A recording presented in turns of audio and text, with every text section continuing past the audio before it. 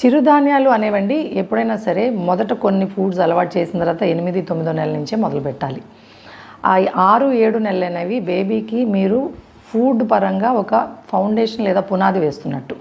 ఈ పునాది వేయడమే మనం వాడికి అరగని ఆహారాలతో పెడితే కష్టమవుతుంది. కాబట్టి ఈజీగా అరిగే ఆహారాలు అంటే బేబీ పొట్టకి చాలా సేఫెస్ట్ ఆహారాలు మనం ఇవ్వాలి మొదట. సో వాటిలో ఫస్ట్ వచ్చేవి ఫ్రూట్స్, తర్వాత వెజిటబుల్స్, తర్వాత రైసు, పప్పు. సో ఈ ఫ్రూట్స్ కూడా దేనికదే పెట్టాలి. అంటే బేబీకి తను ఏం తింటున్నాడో దాని టేస్ట్ మెదడుకి రిజిస్టర్ అయ్యేటట్టుగా ఉంటుంది. సో మీరు 2 ఫ్రూట్స్ కలిపి లేదంటే మంచిది కదా అని అన్నంలో యాపిల్ కలిపేసి ఇలా పెట్టకండి. సో 6th, 7th మంత్ ఏది పెట్టినా కూడా దేనికదే ఆగా ఫ్రూటు, వెజిటబుల్, రైసు, పప్పు, పెసరపప్పు కానీ కందిపప్పు, తేట కానీ ఇవ్వండి.